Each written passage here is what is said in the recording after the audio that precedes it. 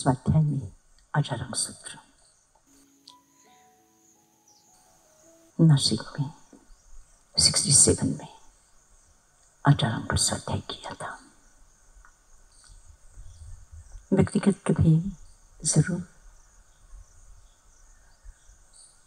जब कभी मौका मिला है तो मैंने इन ग्रंथों की अध्ययन के लिए, स्वाध्याय के लिए प्रयत्न किया है, लेकिन बहुत लंबे समय के बाद, मतलब 60 साल के बाद आचारंग सूत्र पर फिर से दोबारा स्वाध्याय हो रहा है। और तब भी पढ़ा था निश्चित रूप से, शब्द शब्द के आसपास में से गुजरी हूँ, लेकिन अब मैं जब देखती हूँ तो ऐसे लगता है कि अगर एक ग्रंथ, आचारंग एक ग्रंथ, और इतना ही अगर जीवन में उतर जाए तो फिर कहीं और खोजने की बिल्कुल जरूरत नहीं है। और छोटी से छोटी बात को, छोटे से छोटे विचारों को उस महागुरु ने उन महान ग्रंथियों को खोलकर जीवन को निर्ग्रंथ, खुद अपने आप को भी निर्ग्रंथ बना करके देखने के लिए विवश कर दिया है। हम क्या चाहते हैं,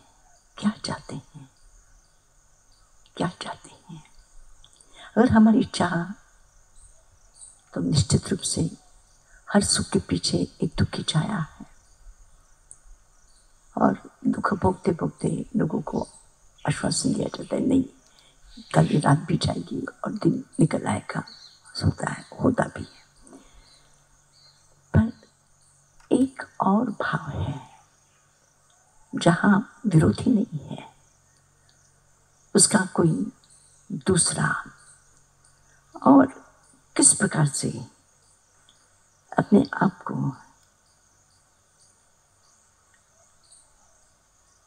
उस जीवन की उस जगह पे ले जाकर के रख दो कि जहां पे जाकर के तुम्हारे जीवन में प्रसन्नता के सिवाय और कुछ ना हो। अपानम विपसाए, अपानम विपसाए, आत्मा को प्रसन्नता से भर दो। कहीं पर भी उस प्रसन्नता को, उस प्रसन्न चित्त को, उस प्रसन्न जीवन को, उस प्रसन्न तुम्हारे अस्तित्व को कहीं पर भी कोई विषाद की छाया न आए, इस प्रकार का जीवन तुम्हारा जीवन हो सकता है। और किस प्रकार से हो सकता है, बस किस प्रकार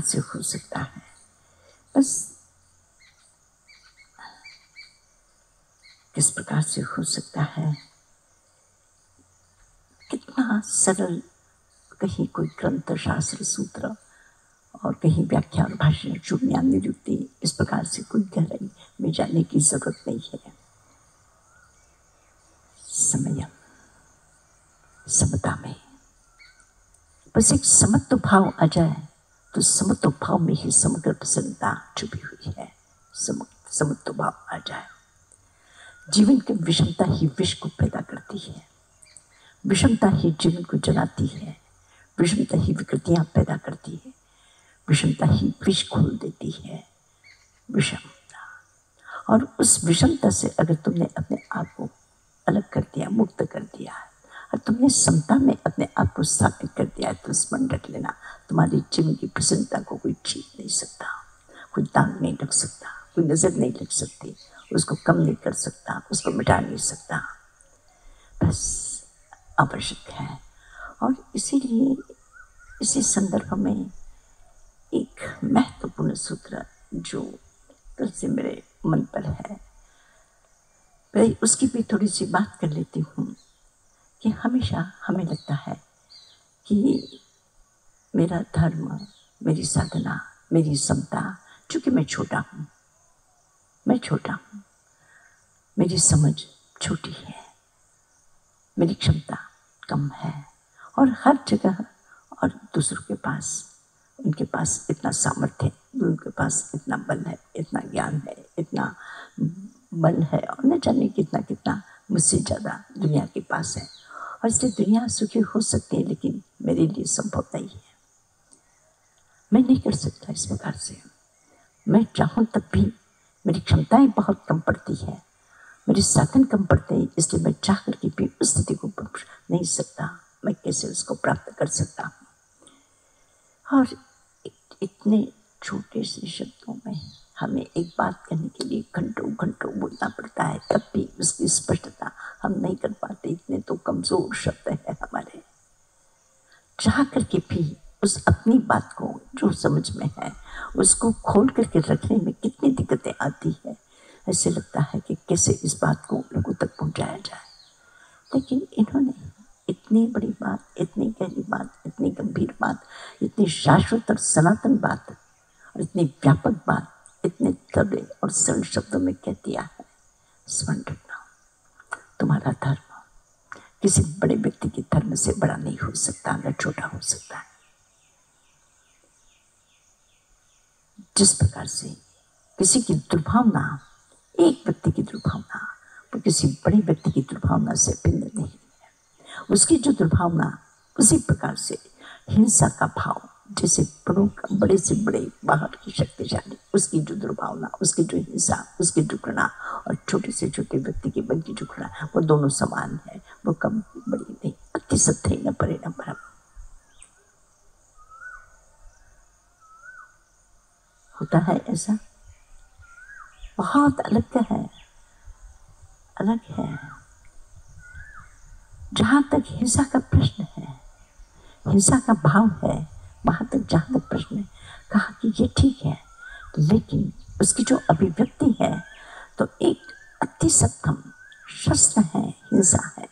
वो जो है एक व्यक्ति की छोटी और दूसरे व्यक्ति की, चूंकि उसके पास साधन बड़े हैं, बड़े साधन हैं, बहुत बड़े साधन है हिंसा के, और बड़े साधन है, और बड़े साधन है।